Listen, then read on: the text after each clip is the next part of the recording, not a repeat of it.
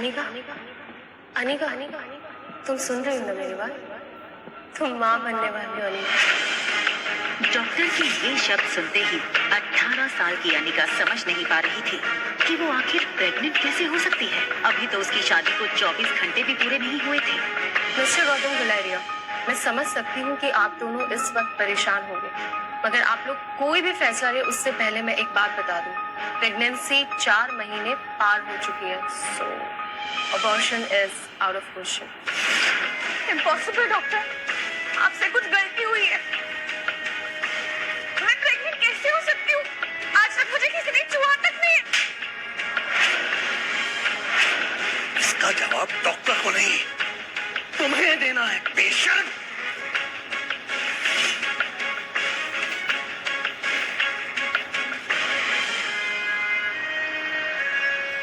अक्सर कार की back seat पर बैठने वाले गौतम आज अनिका को पीछे बैठाकर खुद ड्राइवर के साथ वाली सीट पर बैठ गए थे, मानो ऐसा करके वो अनिका को अपनी नाराजगी जता रही हो। अनिका जानती थी कि एक बेटी होने के नाते आज उसने अपने पिता को दुनिया का सबसे बड़ा दुख दिया था, एक बिन ब्याही मां बनकर। इतना दुख उन्हें अनिका की मां के गुजरने पर भी नहीं हुआ होगा। अनिका को ऐसा लग रहा था मानो आज मनाली का हर इंसान उसे सवालिया नजरों से बस एक ही सवाल पूछ रहा हो कि कौन है इस बच्चे का बाप। लेकिन इसका जवाब तो अनिका के पास भी नहीं था। गुलेरिया हाउस ब्रिटिश के जमाने का मकान था। कहा जाता था यहाँ इंग्लैंड के अधिकारी वेकेशन मनाने आते थे, लेकिन अच्छे से मेंटेन न करने की वजह से पिछले कुछ सालों से थोड़ा बज्जर सा लगने लगा था।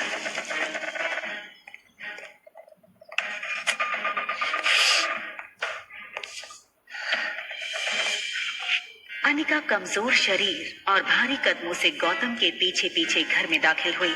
बिन माँ की पली बड़ी अनिका को आज सबसे ज्यादा जरूरत थी तो उसके पापा के इमोशनल सपोर्ट की। मुश्किल से एक मौका मिला था हमें हमारी जिंदगी फिर से बेहतर बनाने का। नसीब वाली थी तुम जो तुम्हारी डोगरा खानदान के इकलौते वारिस कुणाल डोगरा से शादी हुई थी। You know, कितने पावरफुल लोग। मनाली का सबसे पावरफुल खानदान डोगराज। हमारे सारे कर्ज, पेंडिंग कोर्ट केस, हमारी हर तकलीफ से हमें बाहर निकाला था। लेकिन शादी के 24 घंटे में ही तुमने हमारी जिंदगी वापस से जहन्नुम बना दी। उन लोगों को अगर तुम्हारे इस कारनामे के बारे में पता चलेगा तो पता नहीं क्या होगा। और तुम्हारी छोटी बहन कामिनी, उससे कौन शादी करेगा? भले ही वो तुम्हारी सौतेली बहन हो, लेकिन तुम्हारे इस कारनामे की वजह से उसकी भी तो बदनामी होगी।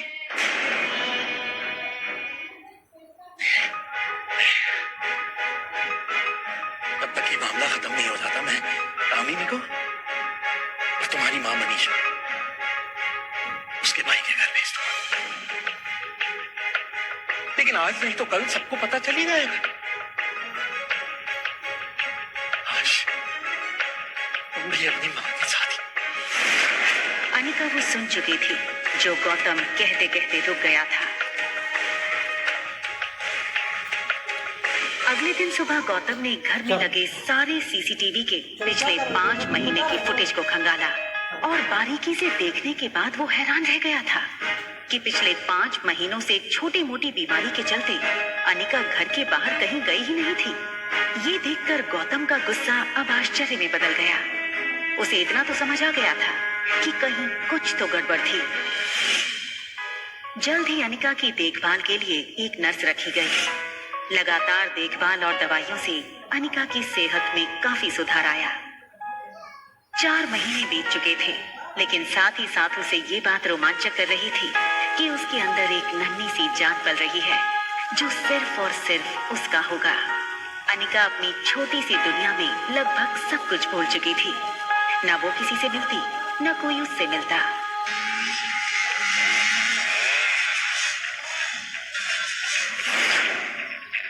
अनिका ने जैसे ही लड़की को देखा, उसकी धड़कन मानो डर और टेंशन से तेज हो गई। ये लड़का और कोई नहीं बल्कि अनिका का पति कुणाल डोगरा था।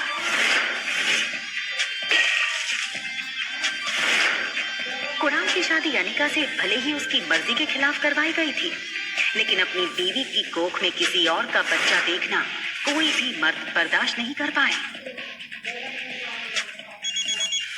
कुणाल शादी के मंडप से सीधे दिल्ली अपने कॉलेज की पढ़ाई करने चला गया था और वहीं पहुंचकर शादी के दूसरे दिन उसे अनिका की प्रेगनेंसी की खबर मिली थी।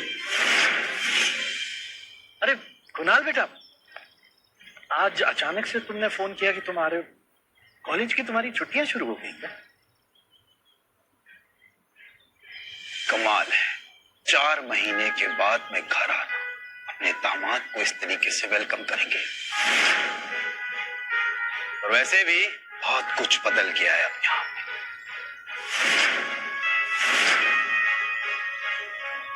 आओ बेटा, अंदर चलकर बात करें। देखो कुणाल, अगर तुम इस शादी को तोड़ना चाहते हो तो मैं समझ सकता हूं। तुम समझ सकते हो, लेकिन ये बात मेरे बुढ़े दादाजी नहीं समझ सकते। जबरदस्ती इस मोटी से मेरी शादी करा दी और अब वो चाहते हैं कि इसके इस पाप को मैं अपना नाम दे दूं। जब जब इसको देखता हूं ऐसा लगता है कि ऐसे गुनाहों की सजा मिल रही है जो गुनाह मैंने कभी किए ही नहीं। देखो इस बेशरम को कैसे खड़ी है। शादी के फेरे लेते वक्त किसी और का पाप लेकर के खड़ी थी पेट में। क्या लगता है तुझे तेरे इस पाप को मैं अपना नाम दूंगा? कुणाल डोगरा का नाम मिलेगा इसको? सोचना भी पता नहीं किस कदर का कीड़ा है ये। मैं इस शादी को नहीं मानती। ये सुनकर कुणाल और गौतम दोनों ही शॉक थे। देखो बेटा, इस वक्त अनिका की तबीयत ठीक नहीं है, इसकी बातों पर ध्यान मत दो। और रहा सवाल इस बच्चे का, तो उसके पैदा होते ही उसे अनिका से हमेशा के लिए दूर कर दिया जाएगा, मेरा यकीन कर।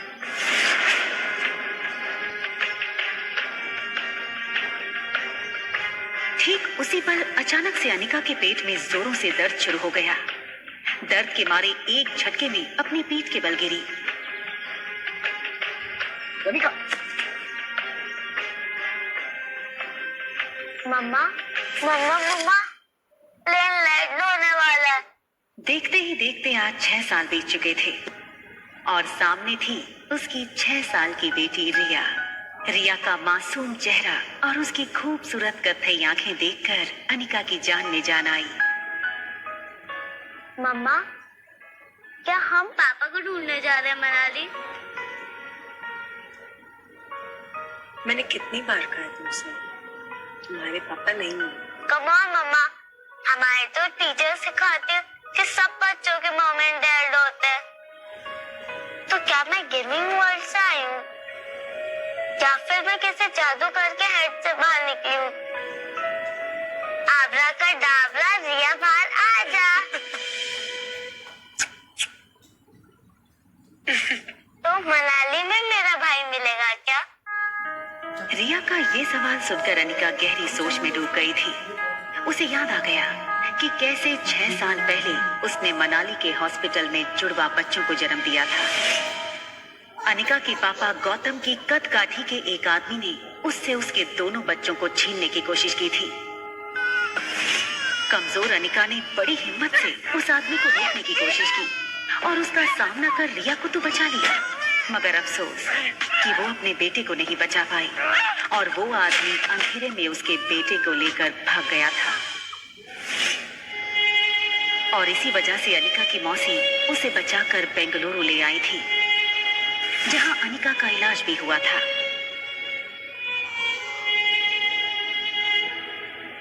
हालांकि इन 6 सालों में अनिका पूरी तरह से बदल चुकी थी।